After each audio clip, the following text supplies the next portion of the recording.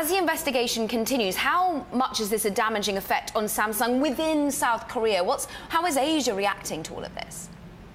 Well, we have to keep in mind that actually for South Koreans, this would not be something out of line. Many South Korean business leaders in the past, including Jay Lee's father, have been convicted of white-collar crimes. Jay Lee's father, Chairman Lee Kun-hee, the Samsung chairman, was convicted twice of white-collar crimes.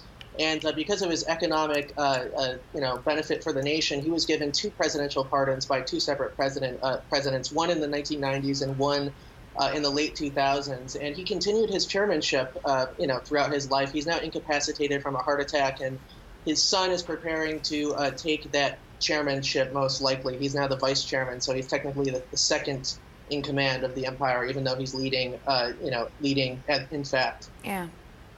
So, Troy, elaborate therefore, even if this isn't that much of a surprise potentially to those in South Korea, how much should international investors and consumers brace themselves for change within Samsung on the back of this investigation? Well, I think initially you won't see much change at Samsung. This is a company that the family's controlled for a very long time. They have a plan, and even if he were to face continued legal issues, I think you'll see that plan continue.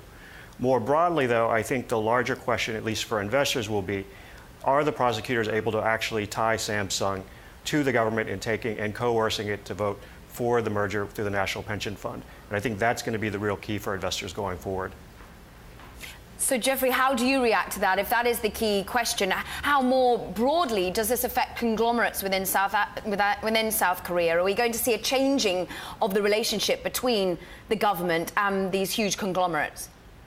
It's hard to tell at this point. It actually is very traditional in South Korea for businesses to give donations and sometimes even bribes to government officials. This is something that goes back decades, that goes back into the country's authoritarianism in the past.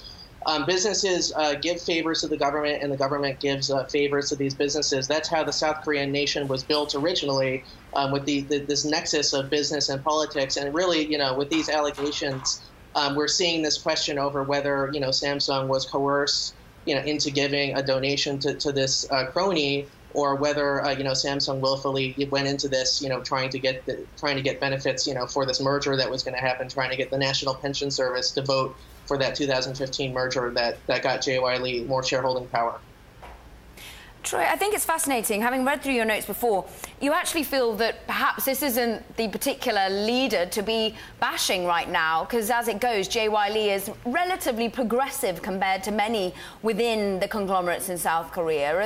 Will we see change if he actually is indeed ousted? Yeah, that's the interesting thing about this story. If you look at Samsung and what he's done since he's come into power, he's essentially made it much more progressive. He's taken and allowed employees to not necessarily address each other by title. He's asked that his own guards not bow to him, which is something which is traditional in South Korea. He's really tried to loosen the company up and move it more towards sort of international standards. There's still more to do, but it's something that he's pushed forward. And if you also look at him and you compare him, say, for example, Korean Air, to where we saw the nut rage incident last year, he's a much more humble, much more laid-back individual.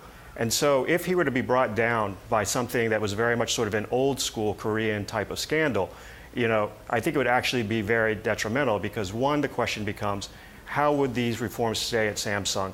And two, because of Samsung's importance to the broader economy, it's also sort of a symbol of the way other chaebols should go. And so would that then take and hold back reforms in other chaebols as well? Yeah. A quick last one for you, Jeffrey. How much do you think this will change rivals? How much will Samsung be as important to the economy going forward? Yes, I think Samsung will be. It does make up a huge slice of the South Korean economy and its exports. Even without JY Lee, the company does have a very strong reputation in the electronics industry for making great hardware, for being reliable. If you're Apple, if you're some other company and you need to put in an order for, parts for displays, for semiconductors, Samsung is often one of the first choices, because they can make things fast. They can make it faster than a lot of other companies can, and they make it at very, very high quality. And, in hardware, they often do get this reputation as a fast follower, but in hardware, they're often at the leading edge.